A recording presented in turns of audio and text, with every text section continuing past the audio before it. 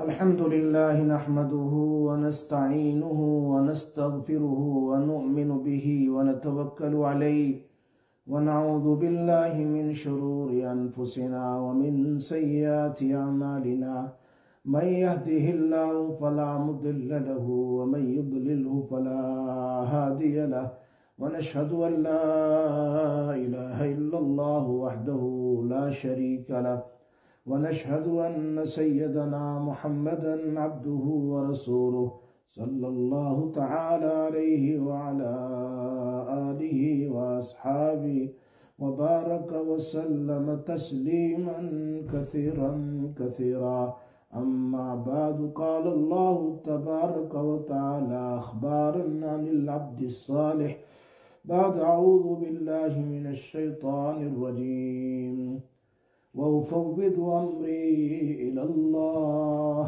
इन्नल्लाह बसीरुम bill इबाद।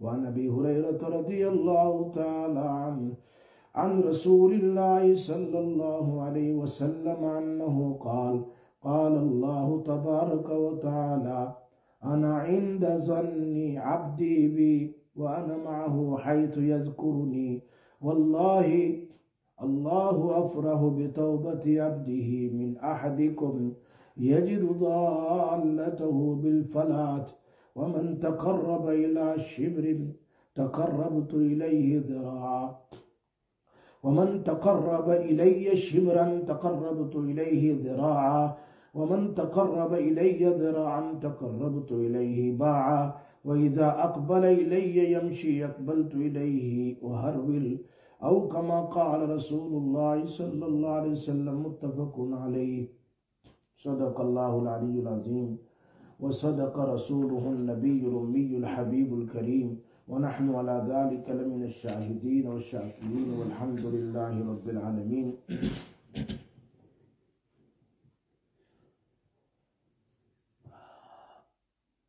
मेरी मोहतरमा माएँ और बहनें, अल्लाह तबारक व ताला के फजल करम से अल्लाह ताला ने हमें नबी अकरम सल्लल्लाहु अलैहि वसल्लम की प्यारी और मुबारक बातें सुनने की हमें तौफीक अता फरमाई।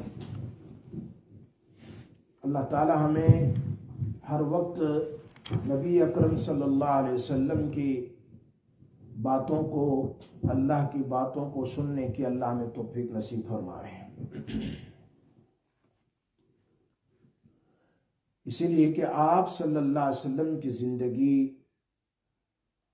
हमारी ज़िंदगी बनाने के लिए नमूना और हमारी ज़िंदगी को सजाने के लिए नमूना और ख़ूबसूरत बनाने के लिए बेहतरीन नमूना है। ये बात खुद अल्लाह तबारक व तआला ने कुरान करीम में फरमाई, लक़द कान लकुम फ़ी रसूलिल्लाहि उस्वतुन हसना लिमन कान यरजुल्लाह वल यौमल आखिर व ज़करल्लाह कसीरा। मेरे और आपके लिए बेहतरीन ज़िंदगी गुजारने का तरीका वो नबी अकरम सल्लल्लाहु अलैहि वसल्लम की ज़िंदगी है। अगर हम नबी अकरम सल्लल्लाहु अलैहि वसल्लम की ज़िंदगी के मुताबिक अमल न करें तो अल्लाह हमसे प्यार नहीं करेगा और लोगों के दिलों में भी हमारी नफ़रत होगी, लोग भी हमसे प्यार नहीं करेंगे। क्योंकि अल्लाह ने फरमाया, अगर तुम चाहते हो कि मैं अल्लाह तुमसे मोहब्बत करूँ, इन कुंतुम तुहिब्बून अल्लाह फत्तबिऊनी, तो मेरे नबी के तरीके पर चलते रहो। मालूम हुआ कि हम नबी अकरम सल्लल्लाहु अलैहि वसल्लम की सुन्नतों के मुताबिक ज़िंदगी गुजारेंगे तो अल्लाह हमसे मोहब्बत करेगा। जब अल्लाह मोहब्बत करेगा तो यकीनन फरिश्ते और मखलूक भी हमसे मोहब्बत करेगी। हम यहाँ मदरसे में हर वेडनेसडे को आते हैं, दरस हदीस रियाजुस सालिहीन को सुनने के लिए। आते हुए हम नीयत करें, इंटेंशन करें, वी मस्ट मेक इंटेंशन कि या अल्लाह हम नबी अकरम सल्लल्लाहु अलैहि वसल्लम की प्यारी बातें सुनने के लिए आए हैं। अल्लाह ये बातें हमारी ज़िंदगी में उतार दे और हमें नबी अकरम सल्लल्लाहु अलैहि वसल्लम की जिंदगी के मुताबिक जिंदगी गुजारने की हमें तौफीक नसीब फरमा। जितना हो सके इंसान को, मैं नहीं कहता हूं कि हर सुन्नत पर अमल, जितना हो सके जो भी काम करे ट्राई करो, हर काम में सुन्नत सामने होगी तो इंशाअल्लाह अल्लाह के नबी सल्लल्लाहु अलैहि वसल्लम का प्यार हमारे साथ होगा, अल्लाह की मोहब्बत हमारे साथ होगी। इसलिए कि दुनिया में इंसान को जिससे मोहब्बत होती है तो उनके तरीके को खुशी के साथ अपनी जिंदगी में बसा लाता है। लैला मजनून का वाकया तो मौलाना रूम ने लिखा ही है, मुझे यहाँ उस वाकये को नहीं बयान करना है। मुझे कहना है कि लैला ने कहा मजनून बहुत सारे थे, एक नहीं था, बहुत सारे थे। उसने कहलवाया कि बदन का खून चाहिए तो सारे भाग गए सिवाय एक असली मजनून के। असली मजनून था, उसने एक जगह का खून नहीं दिया, उसने बदन के हर उज़्व से खून निकाल के दिया। और यूं कहा कि लैला ने तो सिर्फ खून बदन का मांगा है, न मालूम कौन सी जगह का, इसलिए हर जगह का खून निकाल कर उसने दिया, क्योंकि ये तो एक फानी मोहब्बत है। दुनिया की एक फासी मोहब्बत में इतना आदमी बेकरार बेचैन होता है। क्या ख्याल है आपका कि नबी अकरम सल्लल्लाहु अलैहि वसल्लम की मोहब्बत फिर कैसी होनी चाहिए, जिनके सदके हमें ईमान मिला है, जिनकी मेहनत पर अल्लाह ने इस्लाम को चमकाया है और जिनकी दुआएं हमारे साथ है, और कयामत के दिन जिनके सदके हमें सिफारिश मिलेगी, जिनके सदके हम जन्नत में जाएंगे। क्या ख्याल है इंसान का कि इंसान को अल्लाह के नबी सल्लल्लाहु अलैहि वसल्लम के साथ कितनी मोहब्बत होनी चाहिए, कितनी मोहब्बत होनी चाहिए। अल्लाह के नबी सल्लल्लाहु अलैहि वसल्लम की जिंदगी के मुताबिक जिंदगी गुजारोगे तो अल्लाह तकब्बुर को, हसद को, बुग़्ज़ को, कीना और कपट को और एनमती और दुश्मनी को अपनी जिंदगी से निकालेगा और हमें अल्लाह मुतवाज़ी और तवाज़ु और आजिज़ी वाला बनाएगा। अल्लाह ताला हमारी जिंदगी को नबी अकरम सल्लल्लाहु अलैहि वसल्लम की जिंदगी की तरफ बनाने की हमें तौफीक नसीब फरमाए। हकीमुल उम्मत हजरत मौलाना अशरफ अली साहब थानवी रहमतुल्लाह अलैह ने अपने मलफूजात में एक जगह पर लिखा है, शाह वलीउल्लाह साहब रहमतुल्लाह अलैह के वालिद साहब का वाकिया। शाह वलीउल्लाह साहब के वालिद का नाम शाह अब्दुल रहीम था, शाह अब्दुल रहीम दहलवी।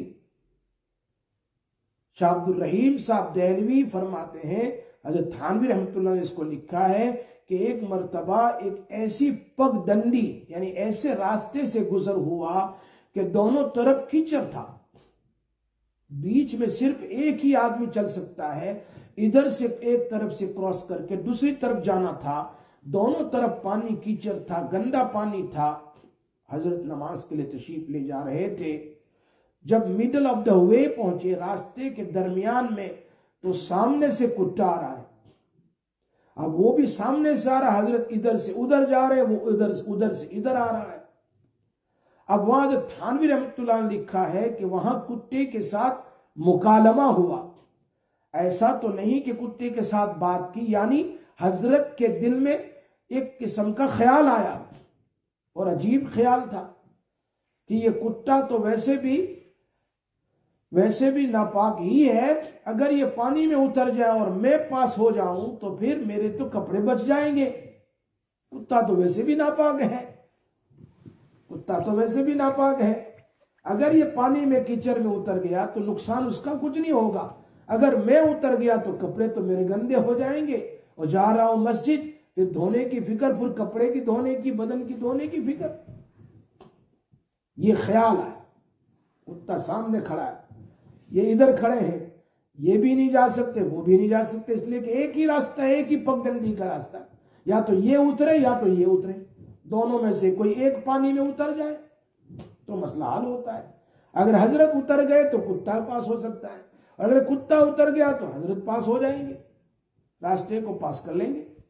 लेकिन दिल में ख्याल आया कि ये कुत्ता उतर जाए तो बेहतर है। फिर थोड़ी देर सोचा, फिर ख्याल आया कि अगर मैं कुत्ता उतर गया और मैं गुजर जाऊंगा तो फिर मेरे दिल में ये ख्याल आया कि फिर मेरे दिल में तकब्बुर पैदा होगा कि मैं कितना बड़ा हूं, कितना बड़ा हूं, कि देख कुत्ते ने भी मुझे रास्ता दे दिया,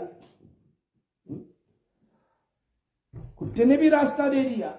और खुद ही नकल करते हैं कि अगर ये कुत्ता उतर गया और मैं पास हो गया तो दिल में तकब्बुर होगा, और अगर मैं वापस चला जाऊं और कुत्ते को जाने दूं फिर आऊं फिर क्रॉस करूं तो तकब्बुर पैदा नहीं होगा। या मैं नीचे उतर जाऊं और कुत्ता चला जाए तो कीचड़ में अगर मेरे कपड़े बिगड़ गए, गंदे हो गए, तो जाहिर को धोना तो मेरे लिए आसान है, जाहिर को धोना तो मेरे लिए आसान है, लेकिन अगर तकब्बुर पैदा हो गया तो उस तकब्बुर को धोना मेरे लिए बहुत मुश्किल है, बहुत मुश्किल है। तो हजरत वापस चले गए और कुत्ते को जाने दिया। ये कब होता है? जब एक इंसान के दिल में तवाज़ु हो, एक इंसान नबी अकरम सल्लल्लाहु अलैहि वसल्लम की जिंदगी के मुताबिक जिंदगी गुजारता। वरना आज देखो कुत्ता क्या, इंसान को आदमी हकीर समझता है, गरीब को हकीर समझता है, बेवाओं को हकीर समझता है, यतीमों को हकीर समझता है। अगर साथ में बैठ गए तो भी हकीर समझता है, मैं यहां का बैठ गया, मैं मालदार हूं, मेरे पड़ोस में गरीब, मेरे पड़ोस में यतीम, मेरे पड़ोस में ये बेवा, कैसे होगा? आदमी खुद परेशान होता है इसलिए कि उसके दिल में अपने माल का तकब्बुर होता है, अपने मर्तबा और कुर्सी का तकब्बुर होता है। बहुत सारी जगह देख लो, अगर कोई फकीर आ गया तो वैसे धक्के दे देंगे, सामने कोई अगर गरीब आदमी आ गया तो धक्के दे देंगे। इसीलिए अल्लाह ने नमाज जैसी मर्दों के लिए जमात के साथ पढ़ने की रखी है। एक ही सब में खड़े हो गए महमूद अयाज, न कोई बंदा रहा न कोई बंदा नवाज, गरीब और मालदार सब एक ही सब में खड़े, बादशाह और गरीब एक ही सब में है। पढ़ना है तो जमात के साथ पढ़, अगर जमात का सवाब चाहता है सब में सब बराबर है। अल्लाह ये सबक सिखाता है रोजाना 5 मरतबा, ताकि दिल में तकब्बुर पैदा हो। मैं कुछ भी नहीं, मैं कुछ भी नहीं, अल्लाह सबसे बड़ा है। और यही सबक सिखाया जाता है इंसान को हर नमाज में, मर्द हो या औरत, कि तू नमाज शुरू कर ये कहकर अल्लाह अकबर, अल्लाह अकबर। नमाज भी जब खत्म हो जाती है तो नबी अकरम सल्लल्लाहु अलैहि वसल्लम ने सलाम फेरने के बाद सबसे पहले अल्लाह अकबर, अल्लाह तो ही सबसे बड़ा है, तेरा हक कौन अदा कर सकता है। तो ये छोटी छोटी बातें हैं, अपनी जिंदगी में पैदा कर ले। नबी अकरम सल्लल्लाहु अलैहि वसल्लम की छोटी छोटी सुन्नतें अपनी जिंदगी में पैदा कर ले तो इंशाअल्लाह अल्लाह उसको तरक्की अता फरमाएंगे।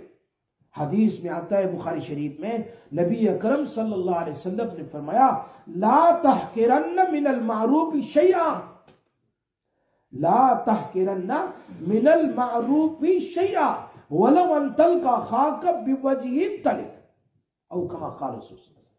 फरमाया किसी नेकी को तुम हकीर न समझो, चाहे छोटी क्यों ना। रास्ते से आपने कांटे को उठा लिया, इसको हकीर न समझो। बुखारी शरीफ में है, नबी अकरम सल्लल्लाहु अलैहि वसल्लम मेराज में तशरीफ ले गए, फरमाया अल्लाह ने मुझे बड़ी नेकी भी बताई मेरी उम्मत की, और मेरी उम्मत की छोटी नेकी भी बताई। बड़ी नेकियां तो है, लेकिन छोटी नेकी कौन सी थी? मस्जिद से एक आदमी ने कचरा उठाया जरा सा और बाहर डाल दिया, अल्लाह ने उस नेकी को भी लिखा हुआ है, अल्लाह ने मुझे वो नेकी भी बताई। तो ला तहकीरन्न मिनल, किसी भी छोटी नेकी को भी छोटी न समझो। अल्लाह के यहां छोटी नेकी पर भी आदमी की मगफिरत हो सकती है। नाम नहीं सुना आपने? इमाम बुखारी रहमतुल्लाह अलैह के उस्ताद सुफियान सौरी रहमतुल्लाह अलैह, वो खुद फरमाते हैं, इंतकाल होने के बाद किसी ने ख्वाब में देखा, उन्होंने बताया क्या कैसी गुजरी, माही फिल कब्र, क्या हुआ यहां कब्र में। उन्होंने कहा मैं तो समझता था कि मैं तो वक्त का मुहद्दिस यानी हदीस का काम किया, मैंने तफसीर का काम किया, फ़िक़ह का काम किया, तो मुझे कब्र में और क़यामत में काम आएगा। अल्लाह ने तो एक छोटी नेकी पर मेरी मग़फ़िरत कर दी। छोटी नेकी। वो कौन सी नेकी? मैं हदीस लिख रहा था, उस जमाने में ये लकड़ी के कलम होते थे, लकड़ी की पेन होती थी, और रोशनाई में डुबो डुबो कर मैं लिखता था हदीस। मैं जैसे ही कलम को रोशनाई में इंक पोट में डाला, उसको निकाला, उस पर एक मक्खी आकर बैठ गई। ऐसे मक्खी बैठ गई और थोड़ा वो प्यासी होगी, तो मैंने दिल में कहा कि ये मक्खी प्यासी है, पी लेने दो, बाद में लिखूंगा। अब कितना वक्त लगा होगा? May be 30 second, 20 second, 10 second, 15 second, वो बस मुंह में लिया होगा, उड़ गई होगी। लेकिन हजरत खुद फरमाते हैं, ये बात बड़े बड़े मुहद्दिसीन ने लिखी है, बड़े बड़े जलालुद्दीन सूती ने लिखी, इब्न हजर ने लिखी। फरमाया कि मुझे अल्लाह ने कहा, तूने मेरी एक बेजुबान मखलूक प्यासी थी, उसको पीने दिया, प्यासी थी, तो तेरी मगफिरत में आज हदीसों और तफसीरों और फुला की वजह से नहीं, उस एक छोटे अमल पर मगफिरत कर देता हूं। तो इतना बड़ा मुहद्दिस है, इमाम बुखारी का उस्ताद है।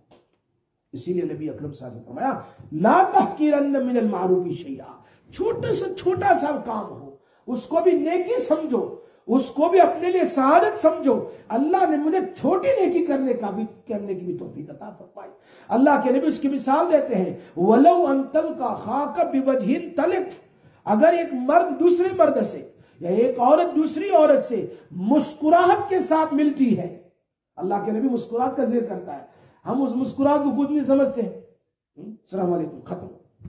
आजकल तो प्लास्टिक स्माइल का दौर है, इसलिए कि दिल तो वैसे ही मुर्दे हो चुके, दिल में है ही नहीं मुस्कुराहट, जबान पर भी नहीं। पहले तो सलाम करते ही नहीं, और अगर सलाम हो गया तो भी चेहरा बिल्कुल ऐसा लगता है कैस्टर ऑयल पिया हुआ है। इसलिए अल्लाह के नबी क्या फरमाते हैं, तुम्हारे चेहरे पर मुस्कुराहट हो, उस मुस्कुराहट के साथ तुम दूसरे आदमी से मिलोगे, उस मुस्कुराहट पर भी अल्लाह तुम्हारी मगफिरत कर देगा, इस नेकी पर भी अल्लाह तुम्हारी मगफिरत कर देगा। कितनी छोटी नेकी है, कितनी छोटी नेकी है। हां, मैं कहा करता हूं, आज दुनिया कहां से कहां तरक्की कर गई, कहां से कहां। पहले जमाने में सफर हजारों माइल का महीनों भर का होता था, और वही महीनों भर का सफर 8-10 घंटे में आदमी तय कर लेता है, फ्लाइट के जरिए, ट्रेन के जरिए तय कर लेता है। वो इतना लंबा सफर तय करने के लिए दुनिया में क्या और क्या बनाया गया, लेकिन कान से लेकर, देखो लेफ्ट कान है मेरा, उससे लेकर दिल कितना दूर है, कोई माइल है, एक बालिश है। लेकिन बरसों से हम नबी अकरम सल्लल्लाहु अलैहि वसल्लम की बातें सुनते हैं, दुनिया में तो तरक्की कर गए, अल्लाह के नबी सल्लल्लाहु अलैहि वसल्लम की बातों को कान से सुना, अभी तक दिल तक नहीं पहुंची। हमने इतनी तरक्की नहीं की, अल्लाह में समझ नसीब फरमाए। इमाम नबवी रहमतुल्लाह अलैह, इसीलिए बुखारी शरीफ में है, वातु हक़्क़हु व हक़्क़ुका अलल्लाह, हुकूकुल्लाह, हुकूकुल इबाद को अदा करो, हुकूकुल्लाह और हुकूकुल इबाद को अदा करो। झगड़े आज इसी के हैं दुनिया में, मेरे हुकूक सब अदा करें, मैं किसी का अदा नहीं करूंगा, ऐसा ही झगड़ा, हर जगह झगड़ा यही है। सब मुझे सलाम करें, मैं किसी को सलाम नहीं करूंगा, सब मेरी तरफ झुके। और मैं पहले एक बात सुनाई थी, साउथ अफ्रीका में एक आदमी बहुत मालदार था, मेरे सामने का वाकया, बहुत मालदार, दाऊद भाई अजीब बात, बहुत मालदार, टोटी बोलती थी उसे। वो मुझे कहने लगा, मैंने कहा फुला आदमी ने आपको सलाम कहा है, मुझे मिलने आया था, मैंने कहा फुला आदमी ने मुझे कहा कि भाई ये मिल नहीं रहे, कहीं बीमार, तो उसको मेरा सलाम करके। तो उसने मुझे सामने से क्या जवाब दिया, वो मुझे सलाम नहीं करते, वो मुझे मेरे पैसों को सलाम करते, वो मुझे सलाम नहीं कर रहे, मेरे पैसों को सलाम कर रहे। मैंने कहा भाई पैसे तो आने जाने वाली चीज है, ये सुन्नत है सलाम का जवाब देना। आप काश के यूं कह देते, तुम पर भी सलाम, उन पर भी सलाम, कहीं अल्लाह उसी पर तुम्हारी मगफिरत कर देते। आपने अल्लाह के नबी के एक सलाम को, जो सलाम सिर्फ हदीस में नहीं कुरान में है, वइज़ा हुय्यितुम बितहियतिन फहय्यू बिअहसन, अल्लाह कुरान में कहते जब तुम सलाम करो अच्छे अल्फाज से सलाम करो। उसी कुरान की आयत को ही समझ करके आप सलाम का जवाब अच्छे अल्फाज में दे देते। तो लोग इस छोटी छोटी चीजों को तकब्बुर की वजह से हकीर समझते हैं कि लोग मुझे सलाम करें, मैं क्यों सलाम करूं, लोग मेरे सामने झुके, लोग मेरे दर पर आए, और मैं कहा करता हूं बीसल फकीर अला बाबिल अमीर। वो आलिम, वो फकीर, वो मुफ्ती, वो शेख बहुत बुरा है जो मालदारों के दरवाजों के धक्के खाए। बात समझो मेरी। बीसल फकीर अला बाबिल अमीर व बीसल अमीर अला बाबिल फकीर। सबसे अच्छा मालदार वो है जो अल्लाह वालों के दरवाजों के धक्के खाए, नेक और आलिम और सुलहा के दरवाजे पर जाए, उसमें उसकी मगफिरत होगी। और आलिम अगर जाएगा उसकी जिल्लत है। अल्लाह ने उसको इतनी बड़ी चीज दी है कि दुनिया कुछ भी नहीं है। कुरान इतनी बड़ी नेमत है, हदीस इतनी बड़ी नेमत है, अल्लाह के नबी की मोहब्बत और उनकी बातें और कुरान की नेमत इतनी बड़ी नेमत है कि सारी दुनिया एक तरफ, कुरान की आयत एक तरफ, मुकाबला नहीं कर सकती। तो झगड़े ही इस बात के हैं आज। काश के लोग इस बात को समझते।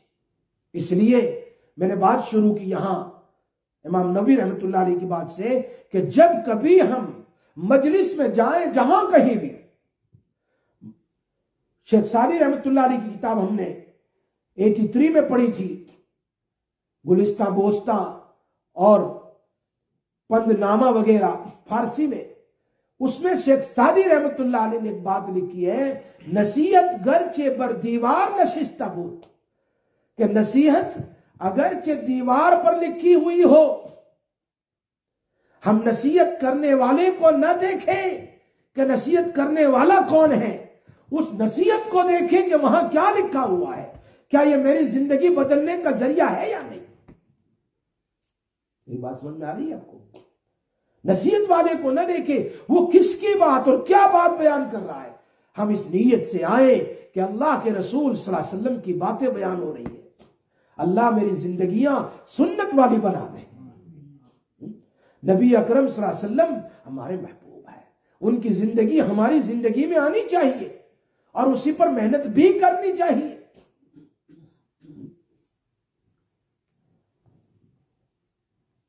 अल्लामा नौवी ने यहां पर इस बाब में सबसे पहले कुरान की एक आयत ले आए, वो फव्विदु अम्री इलल्लाह इन्नल्लाह बसीरुम बिल इबाद। ऐसे ये आयत अल्लाह ने उतारी है सूरह गाफिर में। अल्लाह ताला एक बंदे का जिक्र करते हैं इस आयत के तहत, जिसने लोगों को ईमान की दावत दी, ईमान की दावत, और उनकी तरफ से उस बंदे साले को लोगों ने बहुत तकलीफ पहुंचाई और पहुंचाने की धमकियां दी। आज तो ऐसा ही है ना, नेक काम करो तो उसके लिए तो बड़ी तकलीफें आनी ही आनी है। आनी है। उस मौके पर जब धमकियां दी लोगों ने, तो उस बंदे ने आंसर में, जवाब में एक बात कही। He said one thing. जवाब में कहा, वो फव्विदु अम्री इल्लाह, I am hand overing my matter to Allah। जैसे तिरमिज़ी शरीफ में, अबू दाऊद शरीफ में है कि अगर कोई बंदा यूं कहे ला हौला वला कुव्वत इल्ला बिल्लाह, असल तर्जमा इसका यह है कि मेरे अंदर में नेकी करने की कोई ताकत नहीं और गुनाह से बचने की कोई ताकत नहीं, इल्ला बिल्लाह, मगर अल्लाह की तौफीक से, with the help of Allah, with the तौफीक ऑफ अल्लाह। तो अल्लाह उस वक्त फरिश्तों से कहता है इस बंदे ने अपना मैटर, अपना प्रॉब्लम मुझे हैंड ओवर किया, मुझे सुपुर्द किया है, ए मैं फरिश्तों गवाह रहो, मैं इसका काम कर दूंगा। इसलिए बुखारी शरीफ में अल्लाह के नबी साहबी को नसीहत की कि ला हौला वला कुव्वता इल्ला बिल्लाह जन्नत का खजाना है। बुखारी शरीफ की बात, अभी कुछ दिन पहले ये रिवायत गुजरी असबाक में। जन्नत का खजाना, आदमी खजाना ही तलाश करता रहे लेकिन अल्लाह के नबी ने जो हमें बतलाया उस पर कभी अमल नहीं करता। इसलिए तिरमिज़ी शरीफ में है अगर कोई बंदा ला हौला वला कुव्वता इल्ला बिल्लाह 100 मर्तबा पढ़ ले तो अल्लाह उसकी 99 बीमारियों को दूर कर देगा। उसमें सबसे छोटी बीमारी, और वो क्या है?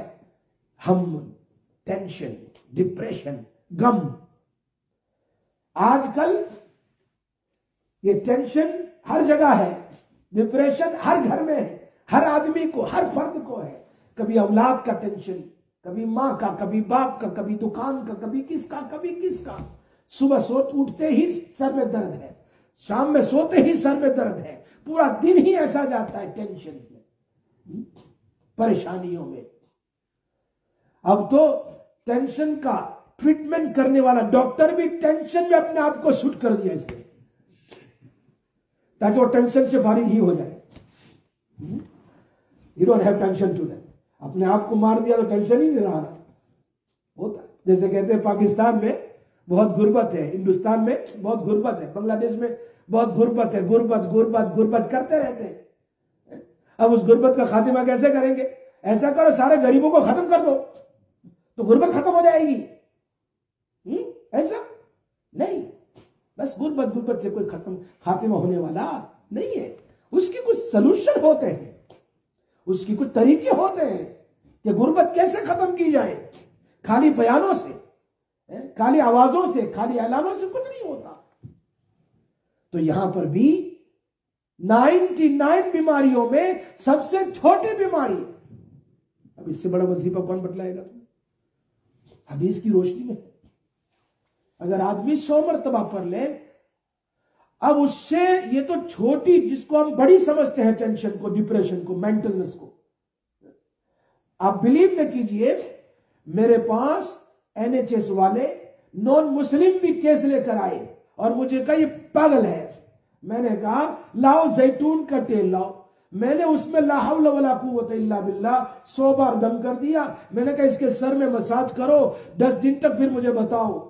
एक मेंटल स्पेशलिस्ट डॉक्टर मेरे पास आया था, अपनी बेटी को लेकर के परेशान हो गया, कौन सी दवा मैंने उसको नहीं दी। मैंने कहा नबी का वजीफा देता हूं, दवाएं तुमने सब कुछ कर ली असबाब के दर्जे में, चलो एक रूहानी वजीफा भी कर लो। मैंने कहा लाओ जैतून, क्योंकि अल्लाह के नबी साहब ने फरमाया जैतून को पियो व दहीनू, और जैतून को बदन पर लगाओ भी, बड़े फजाइल है इसके। तो ये भी बरकत वाला और अल्लाह के नबी का दिया वो वजीफा। अगर मुझे BBC न्यूज वाला कोई कह दे तो मैं इतना दिल से मान लूंगा, अगर कोई न्यूज कह दे तो मैं दिल से मान लूंगा, लेकिन मेरे नबी की बातें हम दिल से नहीं मानते, यकीन के साथ नहीं मानते। हमें यकीन ही नहीं होता है कि ऐसा भी हो सकता है। मेरी आंखों देखा तजुर्बा है, हजारों वाकयात है। उन लोगों ने मुझ पर जवाबन खत लिखा, मेरे पास मौजूद है, कि हमारा केस तो 10 दिन में बगैर दवा के ठीक हो गया। क्योंकि अल्लाह के नबी का फरमान है, फरमान है। ओ भाई सर में, बदन में दर्द है, लाओ ये जैतून, उसमें दम करो। ये अल्लाह के नबी ने कहा 99 सिकनेस की दवा है, उसमें छोटी तो टेंशन है, तो उससे बड़ी क्या क्या बीमारियां हैं। कभी सोचा आपने? हार्ट का प्रॉब्लम, लिवर का प्रॉब्लम, फुला। हमारे मौलाना मक्की साहब की मेरी मुलाकात, कहते हैं भाई देखो जैतून को पिलाओ, ये बहुत ही बेस्ट है अल्लाह के नबी, और उसमें दम कर लिया तो नूर नाला नूर है। हम करते नहीं, परेशान रहते हैं, रात दिन परेशान, खपकियां होती है, नींद नहीं आती, बेचैन रहते हैं। तो ये बात वफ़विदु अम्री इल्लाह से याद आई कि अपना मैटर अल्लाह को तो कम से कम सुपुर्द करो। अल्लाह, मैं डॉक्टर के पास, होना तो ये चाहिए था मैं पहले अल्लाह के सामने 2 रकात पढ़ता, अल्लाह मेरी जिंदगी में ये परेशानी है, तू मेरी परेशानी को दूर कर दे। कभी रात में 2 बजे उठ करके वुजू करके 2 रकात पढ़ लेता और यूं कहता, अल्लाह मैं और तू कोई नहीं है, हम दोनों हैं, मेरा ये मैं सजदे में जाकर तुझसे गिरा रहा हूं, मेरा ये काम कर दे। क्या अल्लाह बहरा है? क्या अल्लाह गूंगा है? क्या अल्लाह डेफ है? क्या अल्लाह देख नहीं सकता? वो नाबीना है, सब कुछ देखता है, सब कुछ हमारे साथ है। वह हुआ माअकुम ऐनमा कुंतुम, अल्लाह तुम्हारे साथ है जहां कहीं तुम हो। यह कुरान की आयत है। अल्लाह हाजिरी अल्लाह नाजिरी, अल्लाह हाजिर नाजिर देखता है हर जगह। तो वो हम उसके सामने 2 रकात आजिजी के साथ, तवाजु के साथ पढ़कर हम अपने मैटर को अल्लाह को सुपुर्द करें। ये अल्लाह बाद में असबाब कभी इख्तियार करे, कोई मना नहीं करता।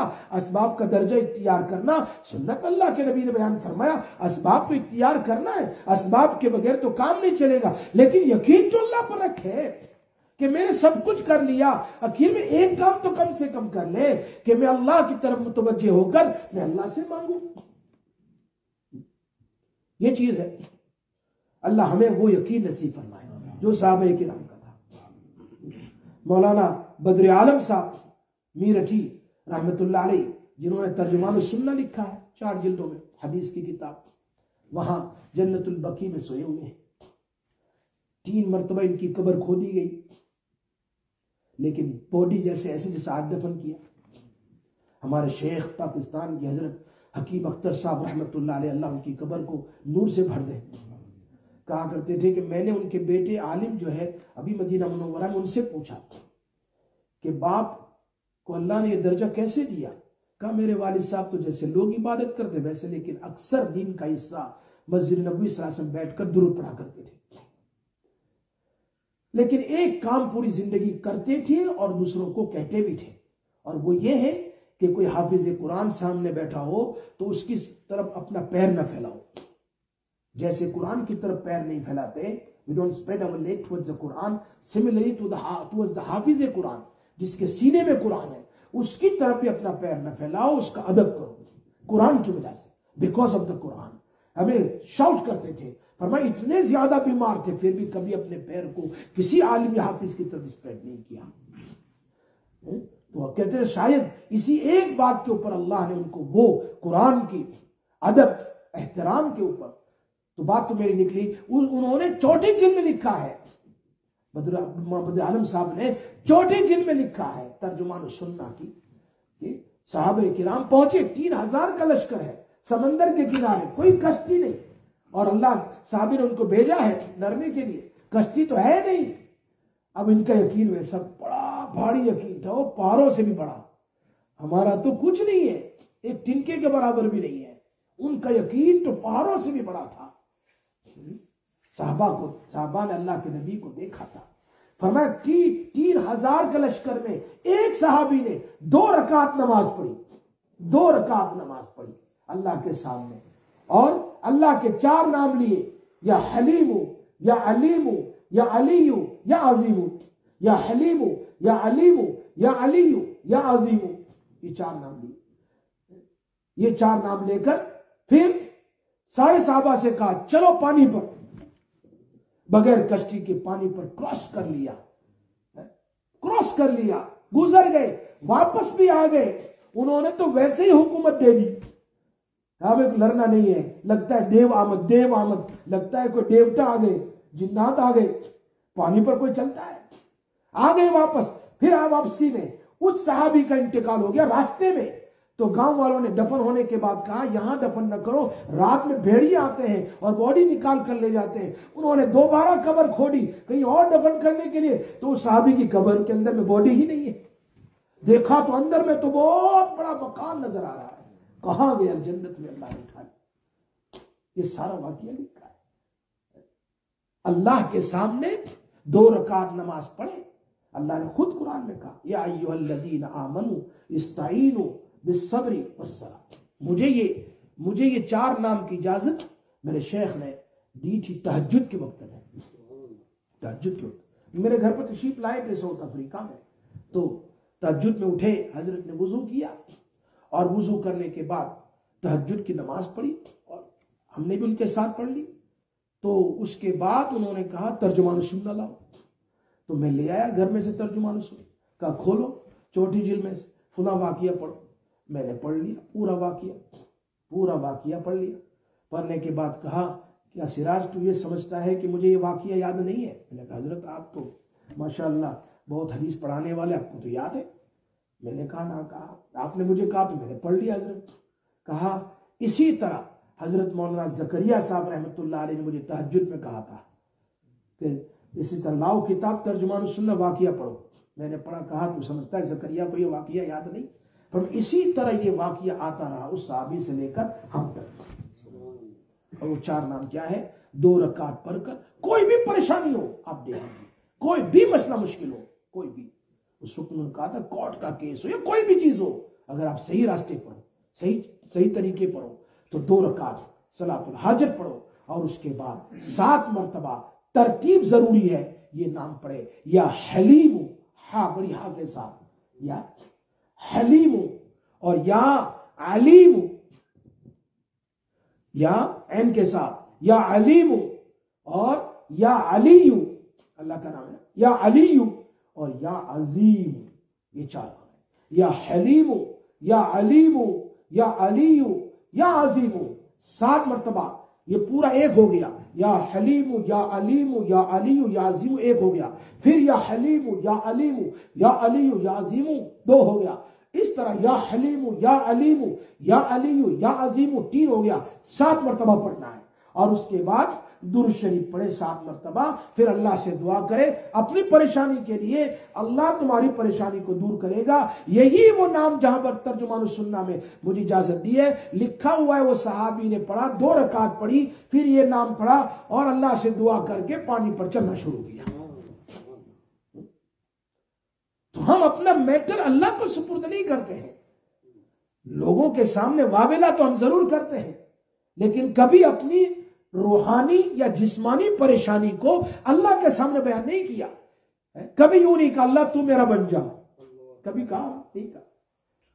दुनिया के लिए तो बड़ी दुआएं की हमने, लेकिन कभी नहीं कहा अल्लाह तूने मुझे पैदा किया है, तू मुझसे राजी हो जा, तू मेरा बन जा, तू मुझे तेरी मर्जियात पर चला दे।